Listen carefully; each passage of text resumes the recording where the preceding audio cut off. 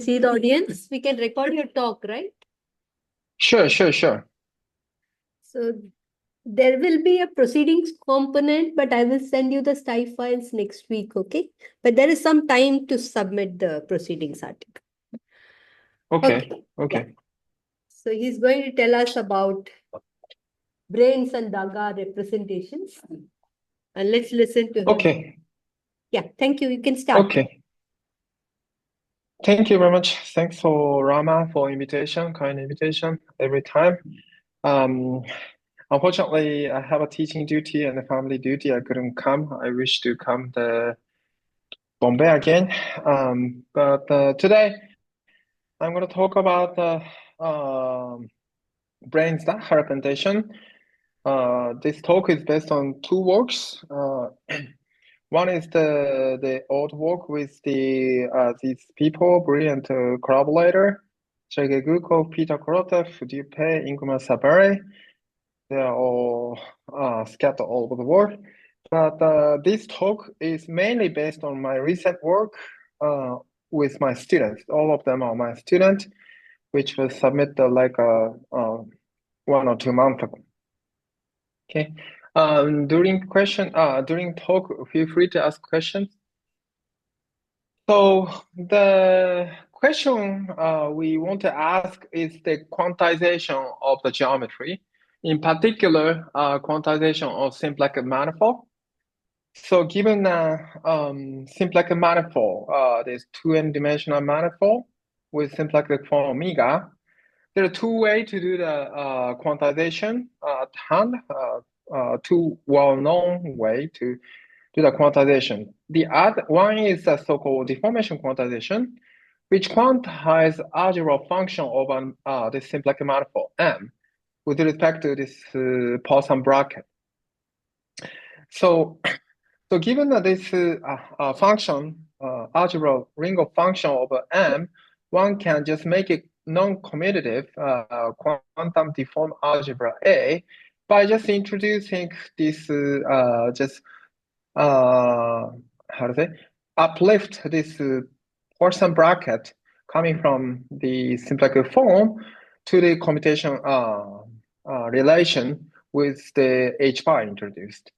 So this one is introduced by original from Kontsevich, and it was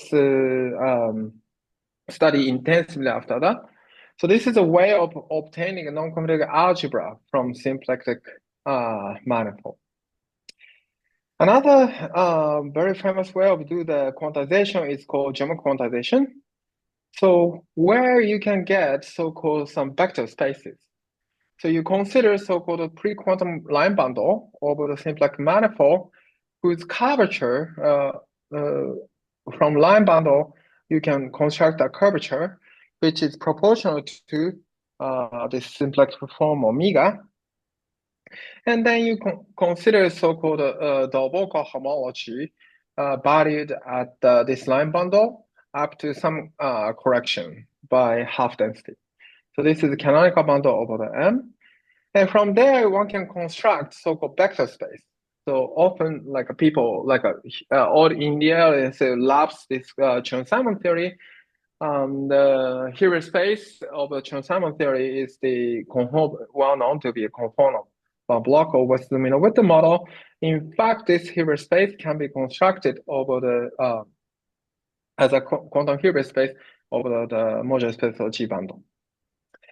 So now you have a two quantization of the simplex manifold. One is give algebra, the other will give vector space. The question is, can we construct representation theory of this algebra obtained from deformation quantization on the this vector space from the geometry? So that's one question one can ask. To answer to this question, there's a proposal by Google Witten, nowadays called brain quantization. The idea is to use the complexification of this simplex manifold M. And then, for instance, the complexification means that you just double the dimension and then make it hyperkähler, in fact.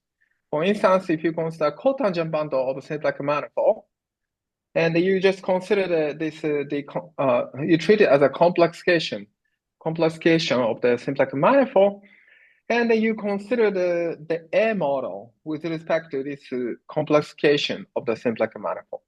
So the way I choose this simplex form, I will explain in due course. To combine deformation quantization and the German quantization, we use the physics technique called the A model, which considers simplex geometry of complexification of this original simplex manifold M. So in A model, people just consider the boundary condition. So this sigma can have a boundary. So you just consider that some sigma can have some stripped. And you need to impose boundary condition. And the usual boundary condition in A model is given by this Lagrangian submanifold in this target space X. I call it frac X. And here, so people in physics call A brane, or mathematician call the object in sky category, which is Lagrangian submanifold with respect to simplex omega. So therefore, if you have M inside X, and if you restrict the omega X, restrict on M is equal to 0. Okay, so that's a Lagrangian condition.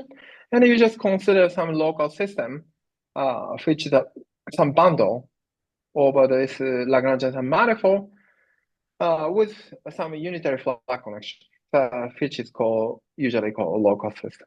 So this is a usual object in sky category, but the physicists somehow enlarge this sky category by just incorporating something called big A brane, which is supported by co-isotropic submanifold. Co-isotropic submanifold is just locally defined by Poisson commuting function. So therefore, so the lowest dimension of the co-isotropic submanifold is Lagrangian submanifold, but it can be higher dimension.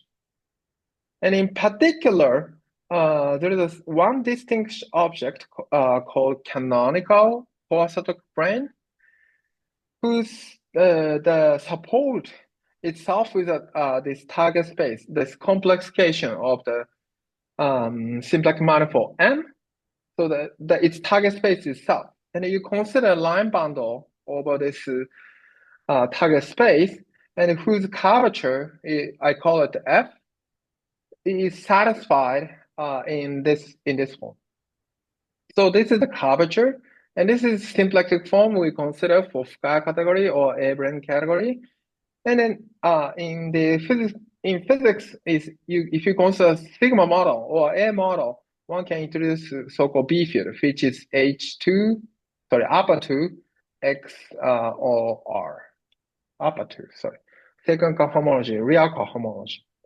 And if you take this combination, it is proportional to holomorphic symplectic form we are interested in. So since we are considered that the complexification X is usually hyperkähler manifold, usually it equips the I, J, K, distinguish the complex structure, and I particularly consider the holomorphic symplectic form with respect to J. So small omega K plus I omega capital I. This is the homomorphic symplectic form, and it's scaled by h bar. Okay. This is the setting we consider, and the question is, how do you connect the deformation quantization and the German quantization? So, as I mentioned, so the A model, we consider boundary condition on the A model, and the boundary condition is imposed at the boundary at the strip, like this way.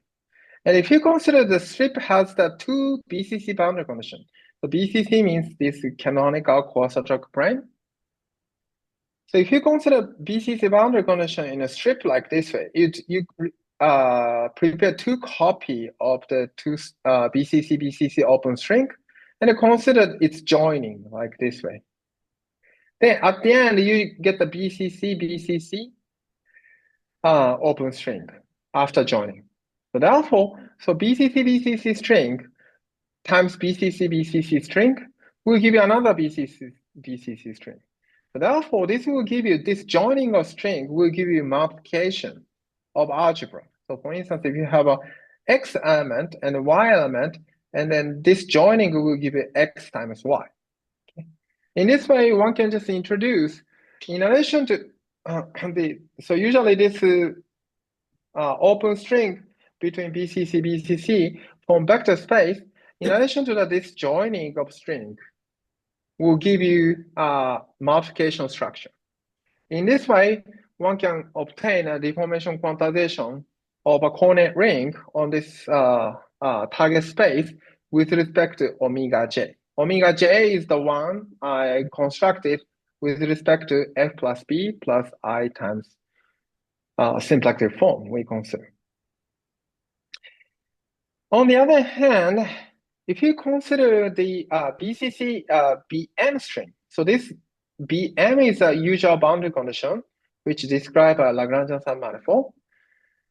And then one can consider the joining of BCC to BCC BM. Okay, this is BM, sorry, B instead of B prime, I consider BM here, BM. If you consider BCC BM string, if you go to the joining of this one, at the end of the day, you get the BCC BM.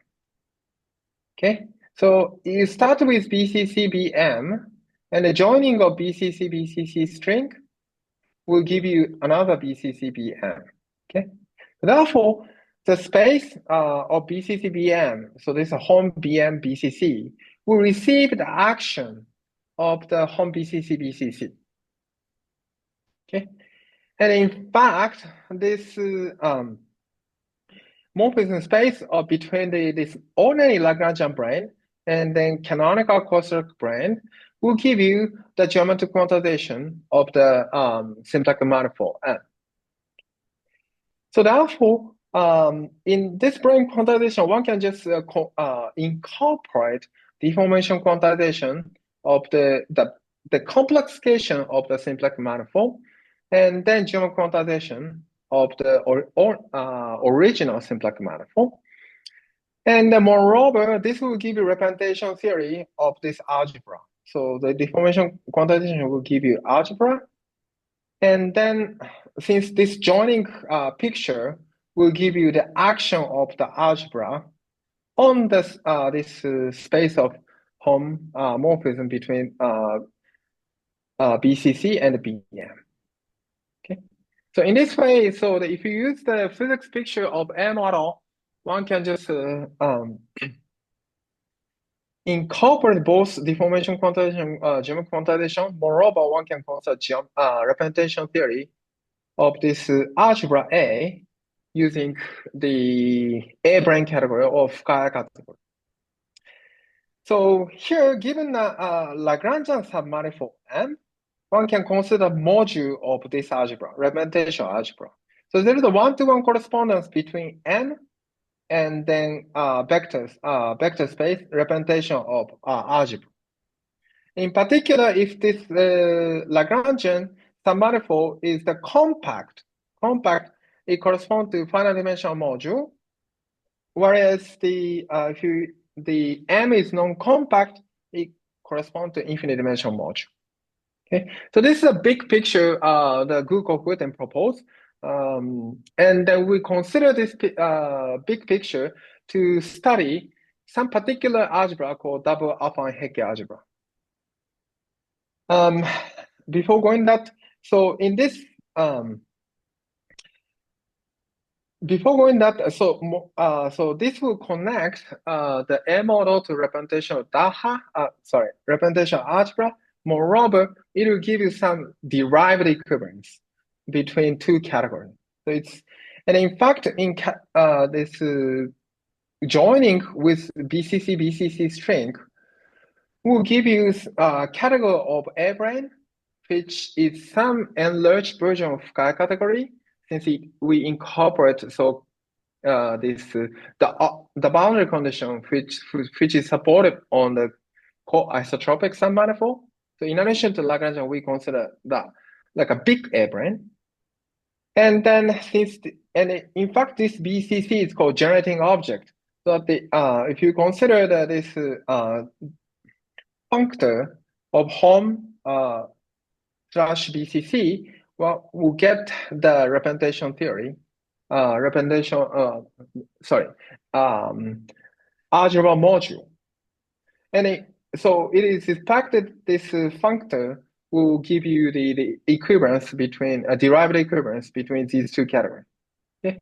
And left-hand side is some A-brane category, which is geometric category, and right-hand side is the some algebraic representation category. So and the physics connect between geometric category and representation category by this derived functor. Okay, so this is the big picture physicists propose now. And then using this big picture, we will study so-called double Affine-Hecke algebra, representation theory of double Hecke algebra. Okay, to study the double Affine-Hecke algebra, we have to specify the target space, the complexification of Lagrangian. In our example, we consider the so-called modular space of flat SL2C connection over the four-puncture torus. Okay, four-puncture torus. So people often call this SL2C character variety, which is considered the quadrupole of the SL2C matrix, which satisfies this condition. So so this matrix can be considered holonomy and monodromy around these four puncture, so M1, M2, M3, M4, and if it satisfy, and if you just combine them together, you will get something like this kind of trivial fundamental group. So therefore, it should get the trivial one, and you just consider the conjugacy up to equivalence under the conjugate action. That is the SL2C flat connection. And in fact, in this example, so in particular, this four-puncture sphere, so this is a sphere with four puncture. This space is actually a complex two-dimension or quaternic one-dimension, and then it is described by a affine variety with cubic equation. So this is the cubic equation you get.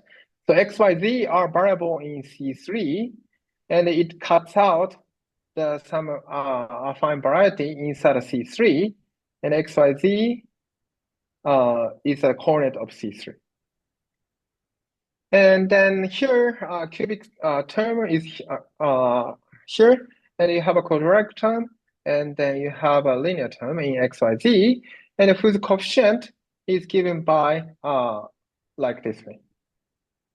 And in fact, so this M1, Mi is that conjugate to Ti and Ti inverse. So this is the this P variable is in fact eigenvalue of this monodromy matrix M. And this bar notation is in fact this F plus F inverse, which is the character of SU2 or SL2C. And you just consider a combination of character of SL2C. And in fact, so this combination is in fact the 8-dimensional vector representation of SO8, D4, the algebra. And then, so this will give you theta 1. And the other theta 2 and theta 3 is the other combination, 8-dimensional representation of SO8. So it is well known that the SO8 has the triality, and this character will give you the coefficient in the linear term x, y, z. And the last constant term is more Hubbard adjoint character of adjoint representation of SO8, which is given by like this. To connect physics furthermore, in fact, this character variety arises as a Coulomb branch. The modulus of Baker of 4n equal to 2, SU2, and F is equal to 4. There are 4 hypermounted SU2 gauge theory with 4 hypermounted cyber theory on S1 cross R3. If you put this theory on S1 cross R3, the Coulomb branch is exactly this target space we consider. And the reason why we get this representation character of SO8 is related to this flavor symmetry of this whole hypermultiplet is in fact gets enhanced to SO8. Okay, so therefore these character can be understood as the character of flavor symmetry. And this space is as a hyperkähler manifold, and this the picture of character variety, modulus space of connection is in fact complex structure J. The complex structure is really coming from the complex structure coming from this SA2C gauge group. Another perspective is come from so-called modulus space of Higgs bundle or Hitch modulus space. So since it's a hyperkähler manifold, you have a 3 distinguished complex structure IJK, and J structure come from the character variety, I come from Higgs bundle. So Higgs bundle, you just consider rank 2 holomorphic vector bundle over the 4-punctual sphere, and you consider Higgs field, which is the 2-form or holomorphic section of the second tensor canonical bundle. Okay, and then you just consider this pair and modulus space of this pair bundle with Higgs field up to stability condition. And the stability condition is often called the Hitch equation. I mean, as you know, and many of you know, F plus phi dot phi bar is equal to 0. This F is the curvature of E, and the bar phi is equal to 0. This is the Hitch equation. That is a stability condition. But anyway, so you just consider modulus space of this pair, and that is called Hitch modulus space. And we need to impose some boundary condition at this 4 puncture, which is given by like here. So this A is the connection of the vector bundle E, and phi the Higgs field, and around this puncture we impose this some ramification data. This theta is the coordinate variable around the puncture, and Z is a local coordinate around the holomorphic variable. Z is a local coordinate around there. And alpha, beta, gamma are the triple of the Cartan subalgebra of SL2. Okay, so therefore alpha I is something like this way. So this diagonal matrix you can consider. So those are the ramification data you need to impose, and then if you consider the 4 puncture all together, so you need to impose each puncture. You need to impose this boundary condition or ramification data. But if you consider this 4 puncture all together, it gets enhanced to the Cartan subalgebra of D4 SO8. Okay. So this is the in physics picture. So often flavor symmetry associated to each puncture SU2. But if you consider the 4 puncture altogether, it's enhanced to SO8 flavor symmetry. Okay. So this is the exactly same picture of cyber-Woodland theory with 4 hypermultiples. And there is a famous theorem by Simpson and then Corrette and Hitching himself that so this character variety and the Hitch modulus space are diffeomorphic. So which is called non-abelian Hodge correspondence. But I mean, in any case, the target space has 2 facets. One is character variety, the other is Hitch modulus space. And we use both picture to study this model. Okay. And this previously we introduced T parameter, which is the eigenvalue of this monodromy matrix. It in fact the combination with this ramification data alpha and gamma. alpha and gamma. So that T is given by this exponent of the combination alpha and gamma. Okay. So this is the modular space we consider, and how to connect double alpha and Hecke algebra. Double alpha and Hecke algebra is introduced by Chernik, and then it's generalized to the so-called anyway. So some version of DAHA, which is called C-check C1, is developed by these people, which is the actually you consider the full copy of Hecke algebra. Full copy is in fact coming from this full puncture. So each generator is really coming from this each puncture, and you impose Hecke relation for each generator. Hecke algebra is the quantization of the Y group. For instance, Y group is some T square is equal to 1. This is Z2. Y group of SL2 is T square equal to 1, but one can quantize this relation by just introducing deformation parameter T. And if you multiply all of the generator together, you get the Q, which is very reminiscent this relation of the character variety. Okay, and then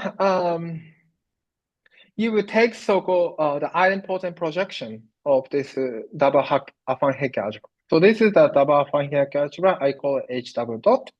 And then you introduce so-called idempotent element E. Idempotent means E square is equal to E. So if you use this relation, one can show that this E square is equal to E. And then you just sandwich this Hecke algebra by idempotent. Okay? And this is called spherical DAHA, and which I'm interested in. This algebra is generated by these element XYZ, which we're already familiar with, and then which satisfy the following relation. Q commutator of the X and Y will give you Z, plus some this theta, which we already introduced. So Q commutator is the X and Y Q is equal to Q to the 1/2 XY minus Q to the minus 1/2 YX. Okay, so this is a Q commutator, and they become cyclic relation. Moreover, there is a so-called quarter Casimir, something Casimir relation is given by here. This is very familiar. You're already familiar with. Once you take Q goes to one limit, this become cubic equation we use to define this character variety. So as we recall, if you look at how to define a cubic surface, it's just given here, and this is a classical limit of Casimir element of this double spherical DAHA. Okay, and moreover, once you set the Q goes to one limit, so this one, X and Y become commutative. So right hand side all become 0.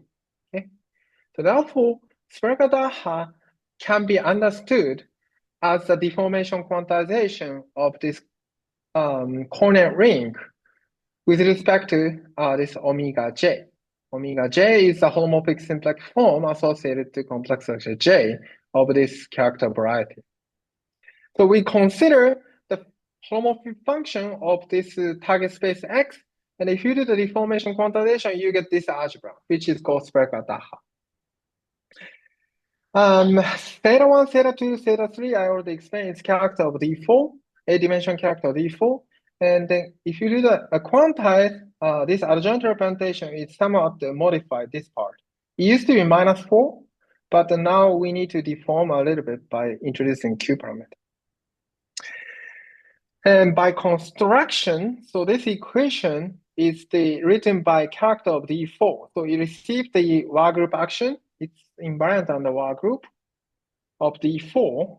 Moreover, we know that it's constructed by four puncture. So therefore, it's a mapping class group of this four puncture sphere acts on the algebra. And this mapping class group is indeed called Braid group. So Braid group is just to exchange these two puncture And these two puncture, I call it tau plus and tau minus. And exchange of this one is sigma, where sigma is given by tau plus, tau minus, tau plus, inverse, and so on. Also, there is a so-called sign flip group is given by here. So these are mapped x goes to minus x, z goes to minus z. That's a z2 action. You get another z2 action is given by y goes to minus y, z goes to minus z. Okay, so this algebra has some automorphism of these three under these three groups. Okay, any question at this moment? So these are setup we consider. So now, so this X is a hyperkähler manifold, and then the spherical DAHA is a deformation quantization of the coordinate ring of this hyperkähler manifold. So therefore, this one can be understood as home BCC, BCC, if you consider the A model on this target space character directory. Okay. And then if you use the A model, one can study the representation theory of DAHA using the A model or A brane of this target manifold. Before going there, just remind you the connection to the physics. So the XYZ that define the spherical DAHA can be understood as a loop operator in this 40N2 Seiberg-Witten theory, line operator or loop operator. So X corresponds to Wilson loop, and Y corresponds to 't Hooft loop, Z corresponds to the Dionic loop, and then you consider algebra or loop operator on this Seiberg-Witten theory, and that will give you coordinate ring of Coulomb branch. And this non-commutativity of Q is in fact coming from omega deformation of this omega deformation parameter Q. So if you introduce omega deformation and consider the loop operator on S1 cross R3, you just consider, and then line operator wraps on this S1. And if you introduce the omega background, everything localizes the axis of the omega deformation. So therefore, loop operator always localized to the axis of omega deformation. And then when you just, how to say, meet each other, it really depends on the how you meet each other. So xy is no longer equal to yx because of omega deformation. Therefore, omega deformation just localize all the line operator on the axis of rotation, and that will introduce non-commutativity in coordinate ring. Okay, so therefore, this spherical DAHA can be understood as an algebra line operator of Seiberg-Witten theory on this omega background. Furthermore, if you try to connect to this A model picture, one can compactify 4D to 2D by following compactification. You consider S1, S1 is given by here. The other S1 is coming from the rotation along this, the other S1 is rotation along this axis of rotation. If you compactify 4D theory on this S1 cross S1, which is T2, at the end of the day, so this axis of rotation will become boundary. Okay, now we know this element corresponding to really XYZ, which generates the spherical DAHA, and this is exactly will give you BCC boundary condition on the canonical coastal brane boundary condition on two-dimensional A model. So that's how you connect this physics of Seiberg-Witten theory to this algebra or representation theory of spherical DAHA. Okay, any question at this moment?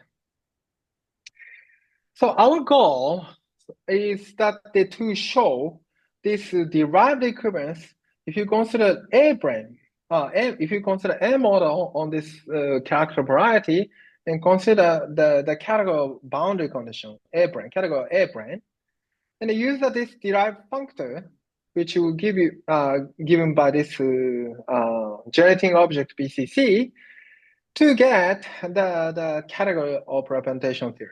Okay, so given the Lagrangian submanifold inside a target space, you get the representation of spherical DAHA, which is a morphism space between BCC boundary condition to the Lagrangian A-brane.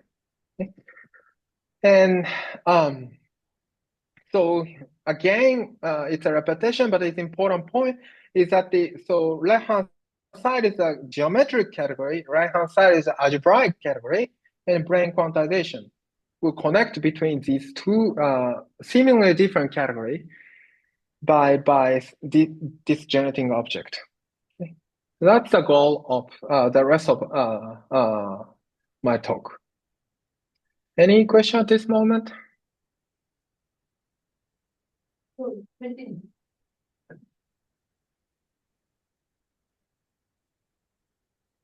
Is there any question?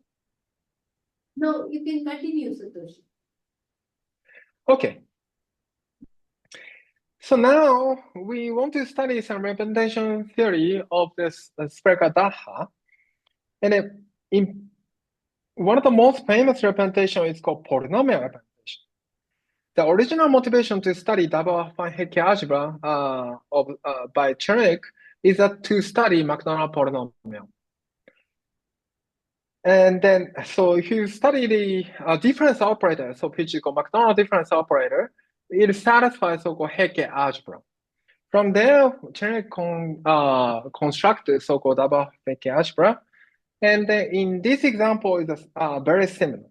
Instead of usual McDonald polynomial, we consider so-called Askew-Wilson polynomial, which is also the orthogonal polynomial, but with 5 deformation parameters, T1, T2, T3, T4, and Q.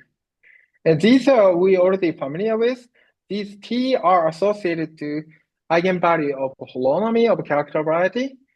And Q is a deformation parameter coming from deformation quantization or omega back. And then this Askew-Wilson polynomial, I mean, some people know as this already know this Askew-Wilson polynomial used to define 6-shade symbol of the Kirov-Reshtikin. It will receive is in fact eigenvalue of something called difference operator, Q difference operator given here. So this Kali pi acts on X as a Q shift operator like this way. And this is a Q difference operator, and it acts diagonally. So if this difference operator acts on this Askew-Wilson polynomial, you get some polynomial times the original Askew-Wilson polynomial. And then this is a action of this y, and the action of x is given by just multiplication by capital X plus X inverse. And this representation will give you this P polynomial is action on the CQT with a ring of symmetric function with the one variable X. And the CQT is a ring of rational function with 5 variable Q and 4 variable T. Okay. So, and in this Askew-Wilson polynomial, it spans as a basis of a ring of symmetric function we consider CQT, X inverse, and Z2. And where Z2 acts on X goes to X inverse, that's a Z2 action. So this is a ring of symmetric function, and this is equal to P, Kali P around here. So this is called polynomial representation because it acts on the ring of a symmetric polynomial. Okay, and so this is the infinite dimensional representation of spherical DAHA because I mean the ring of symmetric function of the X plus X inverse Z2. This is the infinite dimensional, so because you can consider up to any n, any polynomial degree. So therefore, it's an infinite dimensional representation, and the question is, what is the corresponding brane under this functor? Okay, under this functor. And in fact, this corresponding to something called ABA brane on this target space on the affine cubic surface, or character variety, which is non-compact. As you recall, so this y acts as a constant, and once you take q goes to one limit, this y become the just only like this way. Okay, y become like this way, t1 times t3 minus t1 inverse t3 inverse. Y become constant. If you plug this one to the affine cubic surface, which is, I told you, xyz plus x squared plus y squared plus z squared plus whatever sum of theta I, xi, and so on. This cubic surface, plug in cubic surface, z and x are related to this linearly, like this. Okay, so this will cut out Lagrangian submanifold inside a target space, which is it's called line of which is line inside the affine cubic surface, and you use the Y group action to generate the image of this Lagrangian submanifold, which will give you the 8 lines inside affine cubic surface. And if you look at the degree of this degree part of this one, slope between z and x, this power is the weight of spinor 8-dimensional spinor representation of the SO8. And using triality between the vector 8-dimensional vector representation, 8-dimensional spinor representation, 8-dimensional conjugate spinor representation, one can create 16 additional lines in addition to the to these 8 lines. In total, there is a 24 line one can consider, which is inside a fine cubic surface, which are all Lagrangian with respect to symmetric form we are interested in. Okay, and there's a famous theorem in 19th century. Projective cubic surface has a 27 lines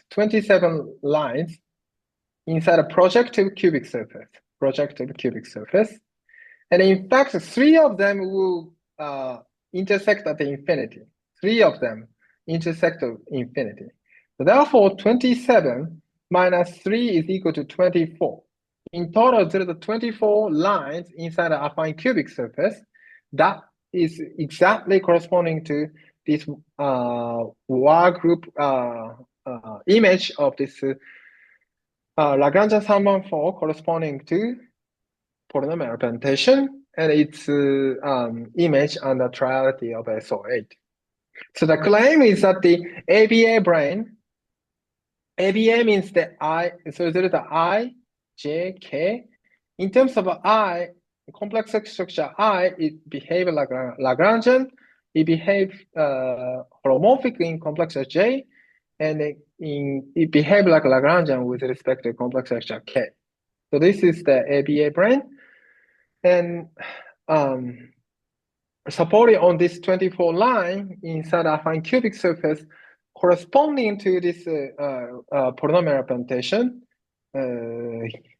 constructed by affine Wiscombe polynomial, and its image on the Y group of D4 and the triality of the SO8. So that's the infinite dimensional representation. How about the finite dimensional representation? So finite dimensional representation can be constructed as follows. So we consider Askin-Wilson polynomial, which is given by Askin-Wilson polynomial, which is labeled by non-negative integer n. And you consider this P1, P2, and so on, Pn minus 1, Pn. And one can construct raising a lowering operator of this basis of this ring of same function by using x and z, like this way. X and z are, of course, the generator of the spherical DAHA. And then if you act this raising operator, you get the you increase the degree of Askew-Wilson polynomial by 1. Likewise, lowering operator would decrease the degree of Askew-Wilson polynomial by 1, and the action is given like this way. Okay, this raising operator never becomes 0. So this factor always cancels with denominator of this guy. So therefore, this guy raising operator will never get 0. On the other hand, lowering operator can become 0 when this blue factor becomes 0. Okay. So for instance, if you look at this factor becomes 0. This factor becomes 0 when you set the Qn is equal to T1 inverse, T2, T3 inverse, T4, and so on. This factor becomes 0. So in that case, this ln becomes 0, become null. Therefore, if you consider the polynomial representation quotient by this ideal generated by Pn, like this way. So you just forget about this one and consider this representation. You get the finite dimensional representation generated by P0 to Pn minus 1, spanned by. Okay. So when this lowering operator becomes 0, one can construct this finite dimensional representation by just consider ring of same function P divided by ideal generated by Pn, okay, given by this one. Which means you quotient all the infinite many Askew-Wilson polynomial in right hand side. And if you look at this, so this the condition of this becomes 0 is I call it shortening condition. Is just repackaged into a very simple manner that if you use a Y group symmetry of this D4 of Y group action, this shortening condition is just repackaged like this way. Q to the n is equal to t to the minus r, where r is actually a root of D4 or 0. Okay, so it's a repackage into the root of SO8 Lie algebra. And we want to compare with the this shortening condition by using the so-called A model side. So as I mentioned, finite dimensional representation corresponds to compact Lagrangian submanifold. In that case, one can compute the dimension of module by using so-called the formula for German quantization, which is the Hilsberg or Grothendieck or Hilsberg-Riemann law. Essentially, so this dimension of the Hilbert space can be obtained by just integrate over curvature of pre-quantum bundle over this Lagrangian. Okay? And one can compare this compact A-brane, and then finite dimensional module coming from this shortening condition. Okay, and let's try to find a compact A-brane in the target space. To find a compact A-brane, it's very useful to consider so-called hitching vibration. As I mentioned, complex structure I, the target space has the interpretation as a hitching modular space. And this hitching modular space admits so-called hitching vibration. The modular space to the trace of the pair of the homomorphic vector bundle with Higgs field is mapped to the trace of Higgs field square. Okay, that will give you the vibration of MH to the affine base.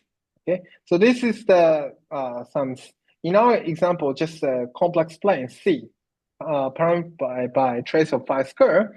In physicist language, this is called U-plane of the Seiberg-Witten theory. However, there's if you put the Seiberg-Witten theory as 1 cross R3, there's a fiber, which is generically torus. In the target space, it's just if you consider the fiber of the hitching vibration, it's just torus vibration. Generically torus, but at some point it admits some singular fiber.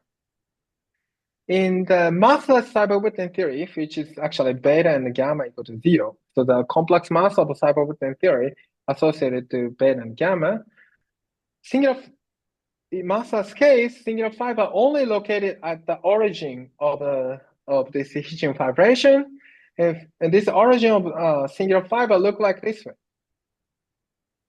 So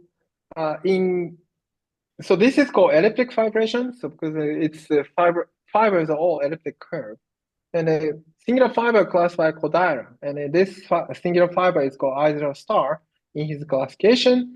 But more illuminatingly, it just looked like a fine D4 thinking diagram. So D4 is, of course, the flavor symmetry of the cyberwithin theory. Sorry, the F is missing here. In addition to the just ordinary D4 affine diagram, so to affinize, you have to put the so-called imaginary root minus highest root.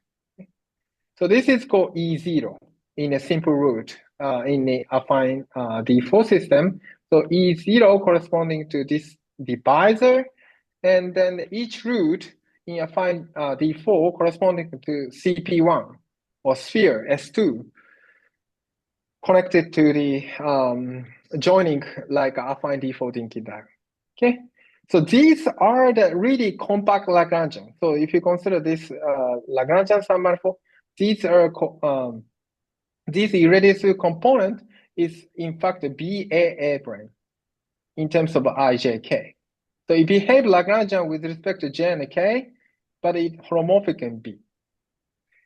And then they span second homology group of this target space. They form this fiber cross relation. This fiber, generic fiber, as a second homology, is a 2 times of middle guy, which is I call it Banji, because it's a modulus of SU2 bundle used for Chern-Simons theory. And in addition to that, you have a 4 accession divisor. You have to add it. So that's the fiber cross relation we have.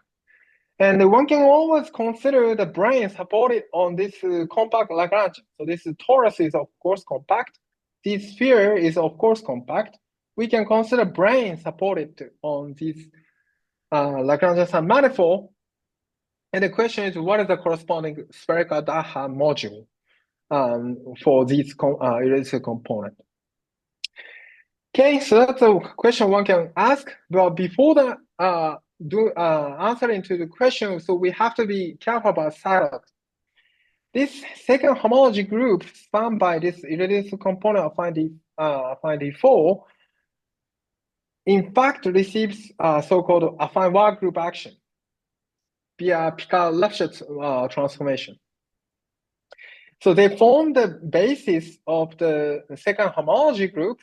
However, there's so-called once there is one of the cycle gets to the point and again pumped up, there is a base change of second homology group, which is given by affine Y group action.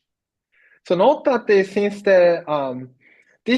this really look like affine D4 thinking diagram, second homology is a root lattice of affine D4 root lattice.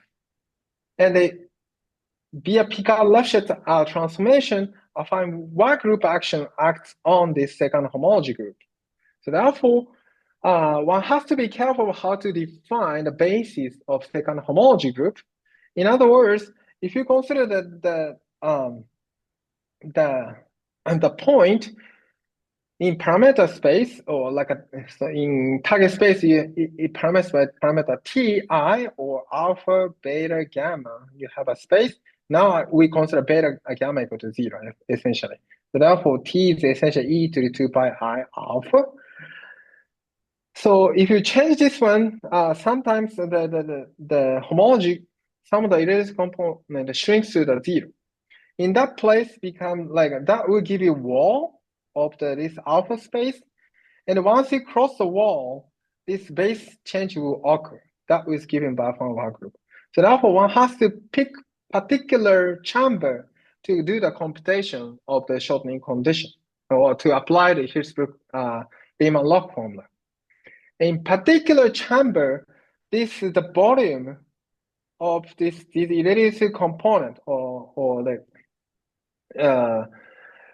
Hirschsprung-Riemann-Loch formula is given by just the alpha, which is to take the Cartan subarch of D4 times this simple root in D4. So it's just multiplication as in the Cartan killing form, or Euclidean multiplication is okay. The volume of this period of omega I on this component is just simply just multiplication of this alpha variable with this simple root. So that will give you, if you scale by h bar, that will give you dimension of the module corresponding to the irreducible model of module of the irreducible component of the this singular fiber. And if you translate this dimensional formula, in fact, that will exactly give you the shortening condition corresponding to this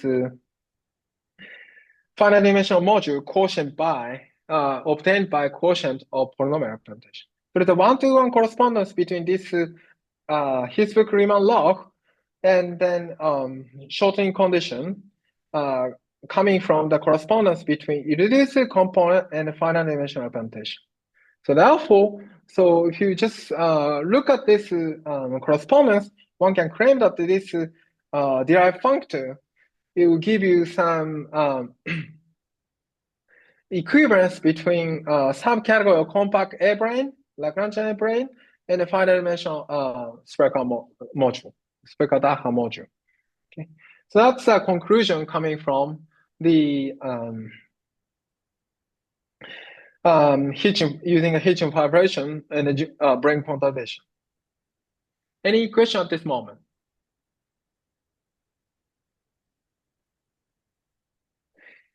Furthermore, if you use M-mode analysis, one can just say a bit more non-trivial thing on the category structure of category itself. If in physics of two-dimensional air model only depends on complex Kara parameter, but independent of the complex structure. It only depends on Kara moduli, not complex structure. If you consider B model, situation is opposite. It depends on complex structure, but not Kara moduli. That is a mirror symmetry. All physicists are familiar with.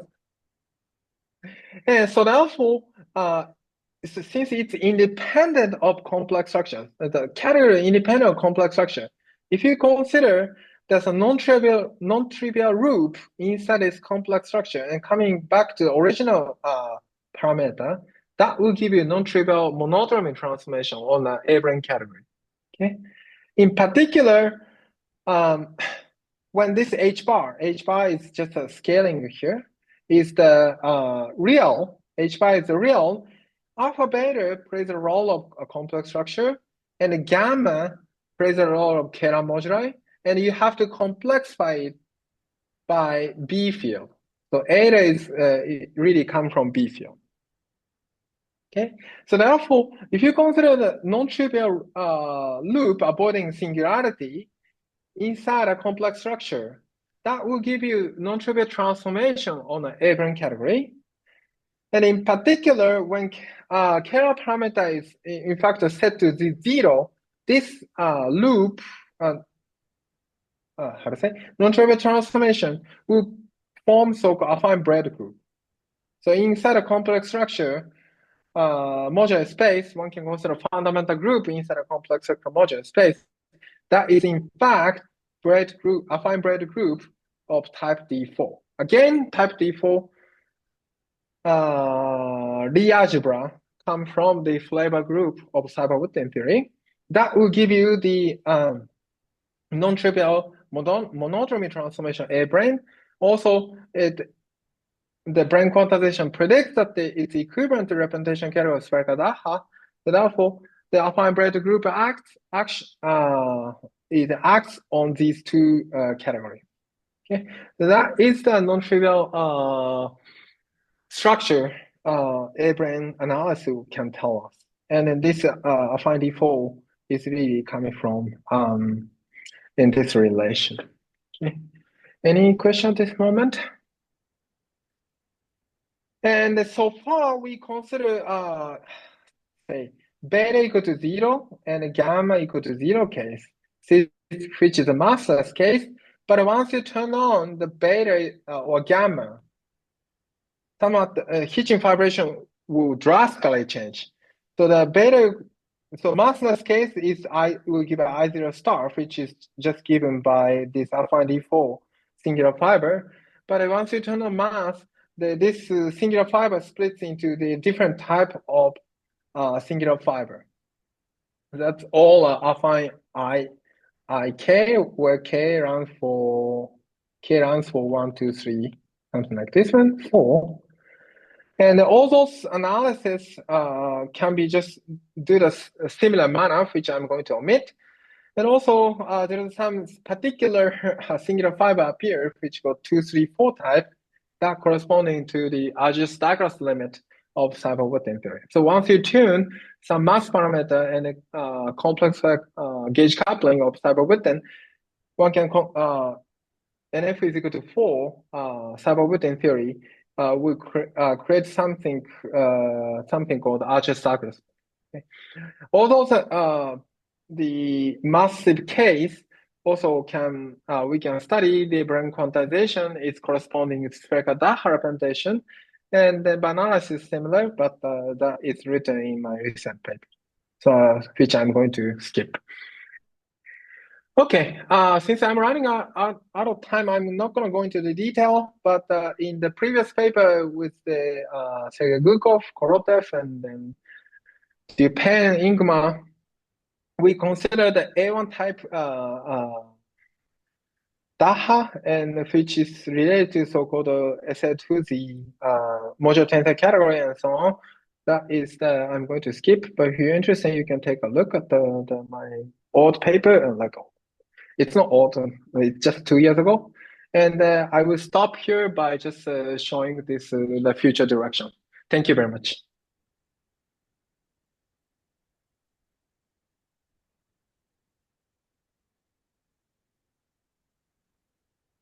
Questions? Any question? Yes. I have a question. Yeah. Yes. Hi, Santoshi. Yes. Well, I have two questions. One technical and minor, but could you remind what is the relation between this Askey-Wilson polynomials and McDonald polynomials? So that's one. Okay. I can ask immediately the second one for this summary slide. What do you have in mind by this next to last point, BPS quivers and so on? Okay, so let me ask first question. So this Askey-Wilson polynomial, once you take T1 is equal to T and T2 is equal to 1, the other T2, T3, T4. T3, T4 equal to 1, this Askey-Wilson polynomial become this ordinary A1 type McDonald polynomial.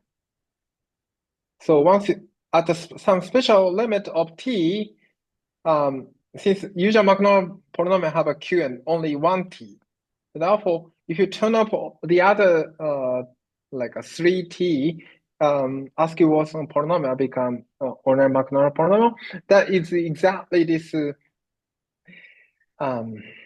What was that? Type C-check C1 DAHA become A1 type DAHA. So that's the answer to the first question. Okay, then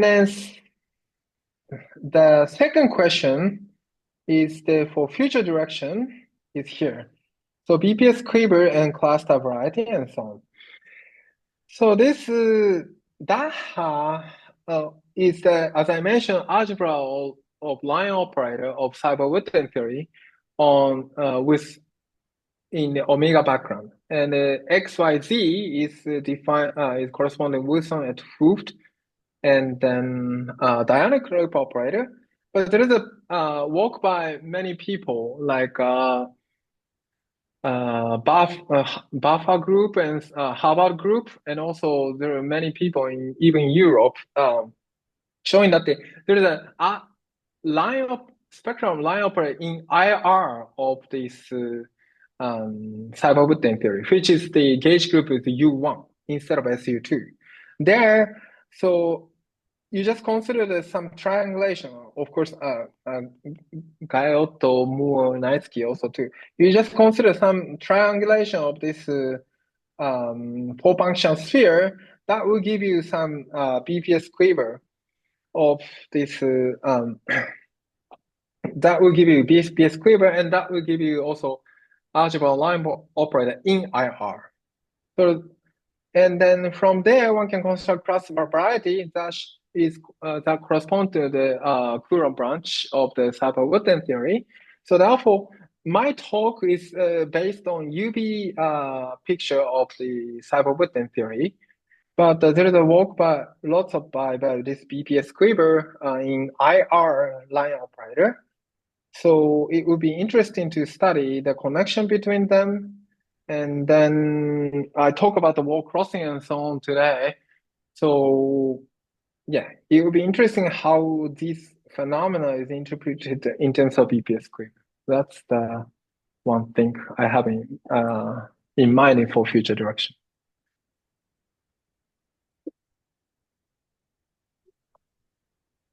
One else?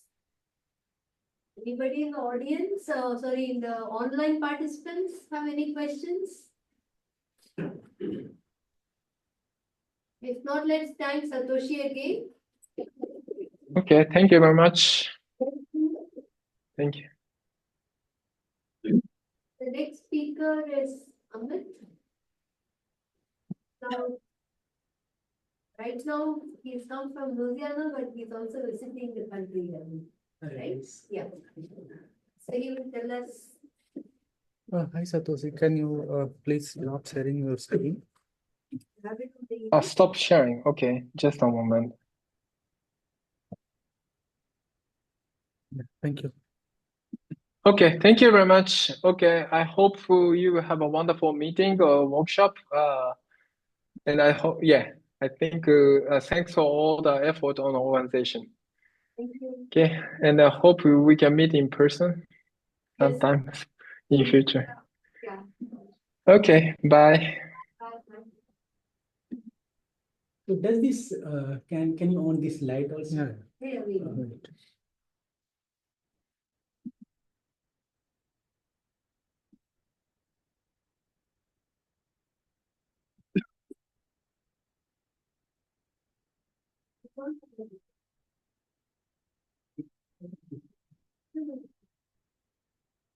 Right. will.